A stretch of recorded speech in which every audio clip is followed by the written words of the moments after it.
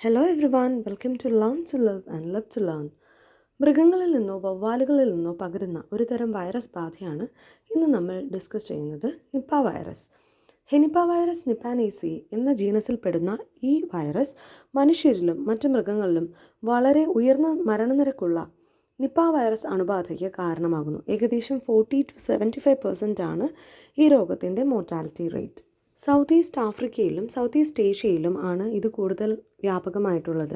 Bangladesh, India, Singapore, Malaysia മുതലായ രാജ്യങ്ങളിലും ഇത് കൂടുതലായി കണ്ടുവരുന്നു. 2018 മുതൽ 2025, അതായത് ഈ വർഷം വരെ കേരളത്തിലും ഇത് മലപ്പുറത്ത് പ്രത്യേകിച്ചും ധാരാളമായി പടർന്നു പിടിച്ചിട്ടുണ്ട്. പ്രധാനമായും പഴംതീനി വവ്വാലുകളിലൂടെ പടരുന്ന വൈറസ് ആണെങ്കിലും പന്നികളിലൂടെയും മറ്റു മൃഗങ്ങളിലൂടെ, അതായത് ആട്, കുതിര, നായ്ക്കൾ, പൂച്ചകൾ ഇവയിലൂടെയും ഇവ പടരാം. നിപ്പ വൈറസ് ഒരു പകർച്ചവ്യാധിയാണ്. ഉമിനീർ, മലം, മൂത്രം, രക്തം തുടങ്ങിയ ശരീരസ്രവങ്ങളിലൂടെ ഇത് പടരും.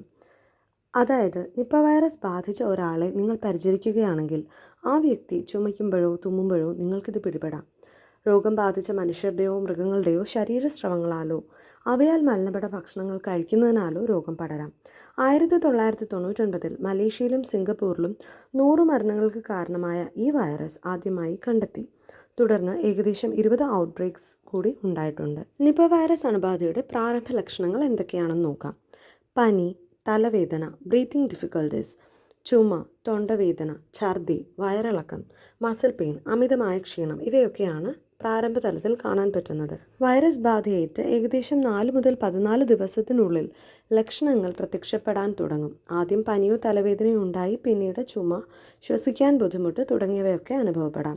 കൂടുതൽ ഗുരുതരമായ അവസ്ഥകളിൽ വ്യക്തിക്ക് തലച്ചോറിലെ അണുബാധ, അതായത് എൻസെഫലൈറ്റിസും ഉണ്ടാകാം. ഇത് ജീവന് ഭീഷണിയാണ്. അതേപോലെ ഡിസോറിയൻറ്റേഷൻ, കൺഫ്യൂഷൻ, ഇടറിയ സംസാരം, കോമ മുതലായവയൊക്കെ പ്രകടമാകാം. നിപ്പ വൈറസിൻ്റെ നാച്ചുറൽ ഹോസ്റ്റ് ടെറോപോഡിഡേ ഫാമിലിയിൽപ്പെട്ട ഫ്രൂട്ട് ബാറ്റ്സ് ആയതിനാൽ തന്നെ നിലത്ത് വീണ് കിടക്കുന്നതും വവ്വാലുകളുടെ കടിയേറ്റതുമായ പഴങ്ങൾ ഒഴിവാക്കുക. ഇടയ്ക്കിടെ കൈ കഴുകുക, പ്രതലങ്ങൾ അണുവിമുക്തമാക്കുക, കഴിക്കുന്നതിന് മുൻപ് എല്ലാ പഴങ്ങളുടെയും തൊലികൾ കളയുക ഇവയൊക്കെ നമുക്ക് ശ്രദ്ധിക്കാം.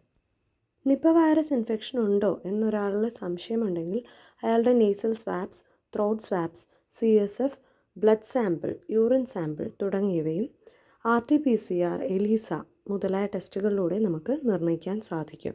നിപ്പ വൈറസ് ബാധയുള്ള പ്രദേശങ്ങളിൽ, പ്രത്യേകിച്ച് വവ്വാലുകൾ, പന്നികൾ, നിപ്പ ഇൻഫെക്റ്റഡ് ആയിട്ടുള്ള മനുഷ്യർ എന്നിവരുമായി ഇടപഴകുന്നതാണ് വൈറസ് സ്പ്രെഡ് ചെയ്യാനുള്ള പ്രധാന ഫാക്ടർ.